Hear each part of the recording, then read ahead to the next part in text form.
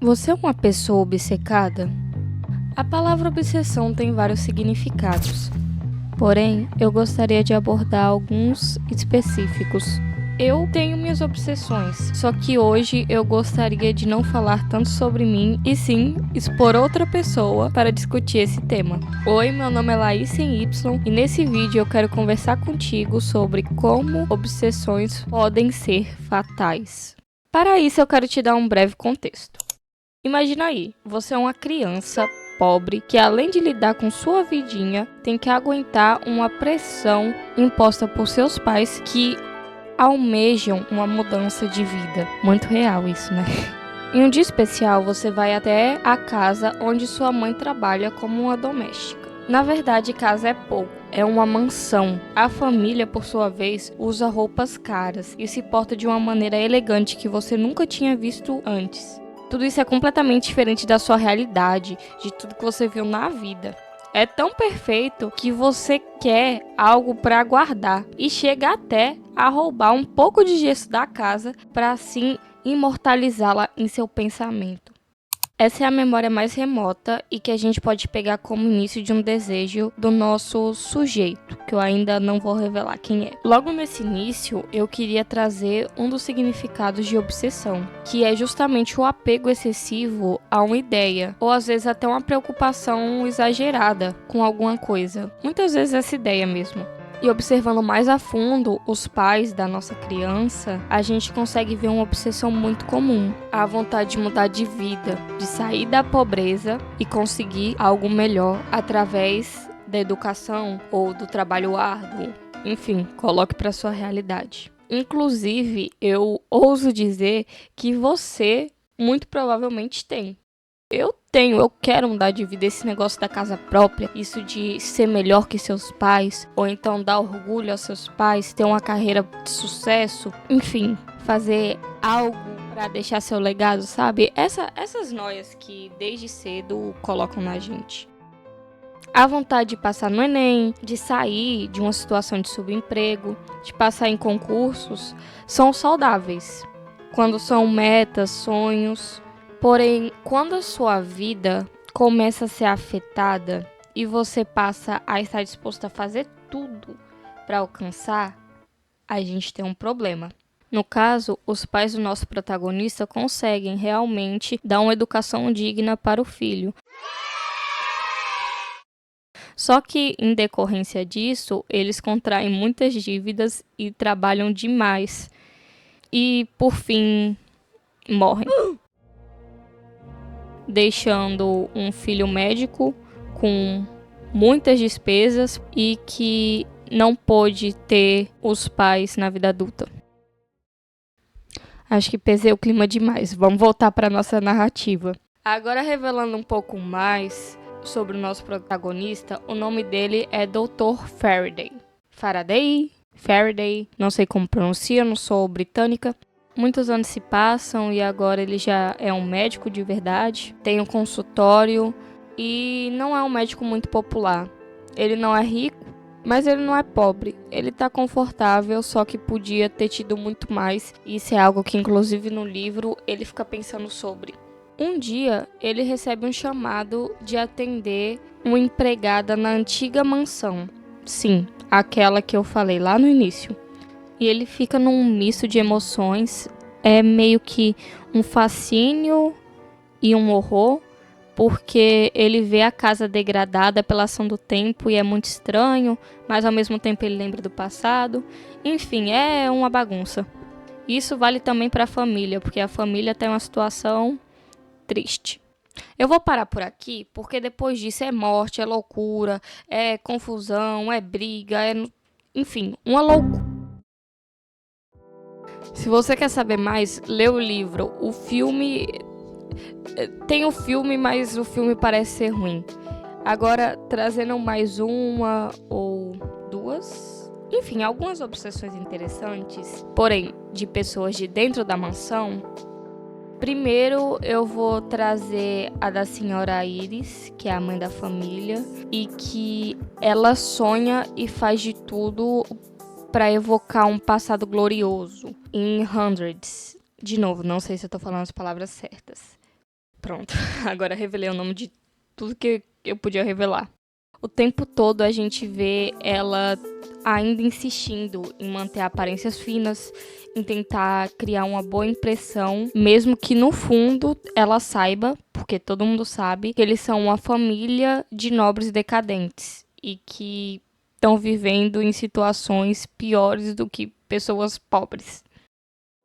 E uma personagem que se contrapõe a essa ideia da senhora Iris é a filha dela, que inclusive é minha personagem favorita, que é a Caroline, ou Caroline, eu não sei como pronuncia, novamente. E ela tem esse desejo quase que latente de sair de Hundreds, que é essa mansão, e fica bem visível o contraste entre a mãe, que quer, que gosta e que tá presa no passado, e a filha, que quer o futuro, quer sair dessa casa, quer que a casa se exploda, que a vida deles vá pra frente, esquecendo isso, mesmo que, sei lá, vendam a casa e vão morar em uma casa simples, em um bairro pobre. Só que, se a gente realmente for parar pra analisar, todos os personagens parecem ser loucos por alguma coisa em seu interior, como nós também somos. Estranha Presença é um livro escrito em 2008, eu acho, pela autora britânica Sarah Walters, e é uma pegada de thriller misturado com estilo gótico. Enfim, é um bom livro, eu gostei bastante da leitura. Saiu um filme, só que o filme parece ser bem ruim, na verdade. Tudo que eu falei é um breve resumo do início da história e de alguns de seus personagens. E eu quis trazer essa história para falar sobre o assunto porque o que me deixou fascinada nesse livro é como vemos lentamente a degradação humana nessa casa. Como só desgraça acontece lá. E como o protagonista, o doutor, o qual eu ainda não falei, a obsessão, é fissurado nessa casa. Ele fica insistindo que o diacho dessa casa não deve ser vendida, que o problema não é a casa, o que poderia mesmo não ser, eu acredito que não é. Mas ter ela lá só fazia mal pra todo mundo e é bem nítido isso.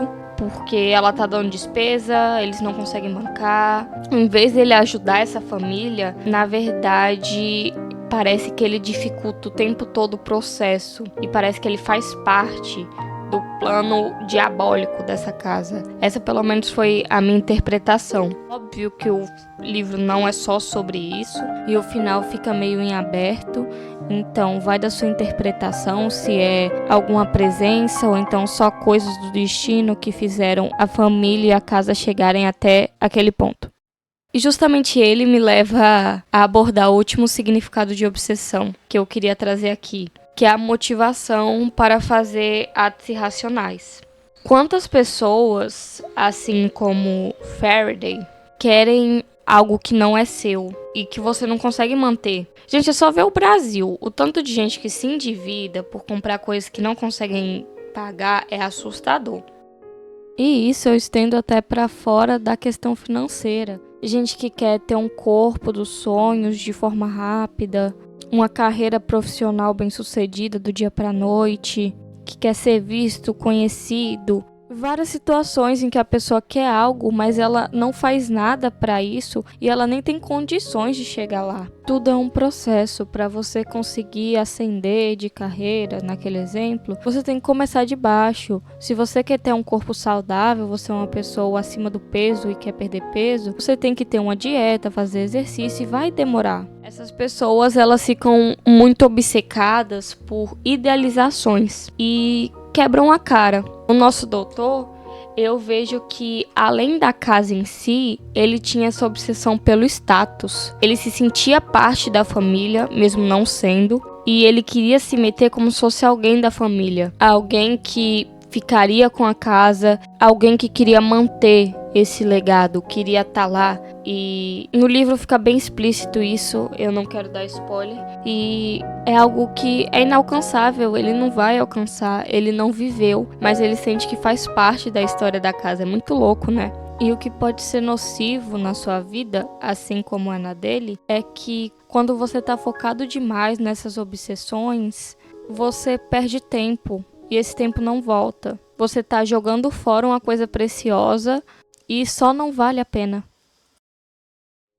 Então, para finalizar mais de boa, eu vou dizer uma coisa que eu, Laís, fiz e ainda faço para controlar quando eu tô começando a ficar obcecada em algo, que é anotar. Sério, pôr as coisas no papel me ajuda em tudo. E o meu diário me ajuda muito a saber que comportamentos e ideias consomem a minha vida e meu tempo no geral. Então presta mais atenção e escreva para você conseguir entender e analisar de forma mais racional o que te faz mal.